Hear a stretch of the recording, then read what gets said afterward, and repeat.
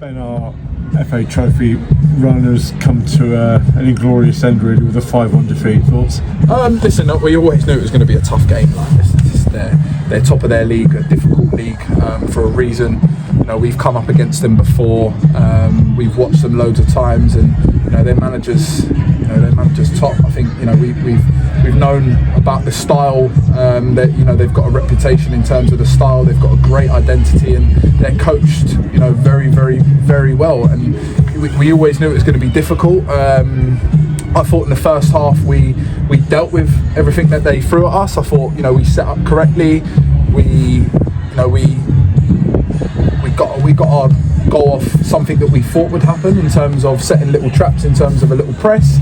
And at half time I think we were pretty happy. As the game goes on, the credit has to go back to them, because their movement, the ability to suck you into certain situations and get themselves out of situations, and their combinations, they were so clean and tidy.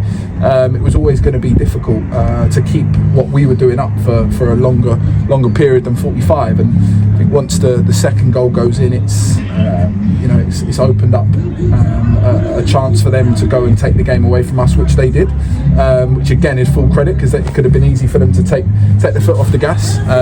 Just disappointed in two of the goals where we've had good possession of the football and ended up falling over it, and then 20 seconds later the ball's in the back of the net. The two bits that I'm disappointed in. You set up today with some interesting changes. There was no Nikolai, there was no Brad, there was no Flo. Thought behind that? So in terms of our shape, we've made a little change to the shape just in regards to not wanting to get camped in, a little bit like we did in the first half against Portchester on Tuesday.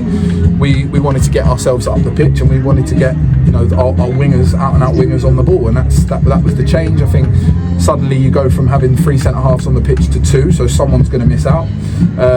We thought Jards might give us a little bit, being a bit dynamic, a bit quick, give us that. So unfortunately people are going to miss out. So the reason that we've got a squad, unfortunately on Brad's arrival, he wasn't able to take any part in the game because of a little knock that he's got on his hip.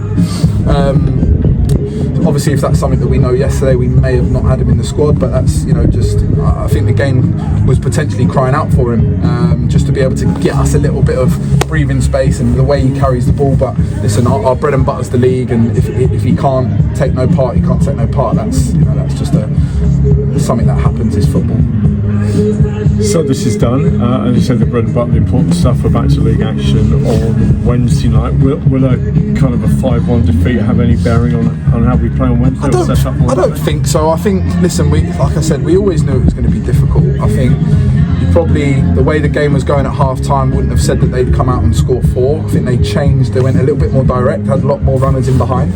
So again, that could be, you'll have to listen to their manager's interview, it could be credit to us in regards to how we set up against them in the first half, or it could just be that they noticed a little bit of a danger on our part in terms of having more runners and maybe going a little bit more direct in the channels. But listen, they're a top side, mate. They're a joy to watch.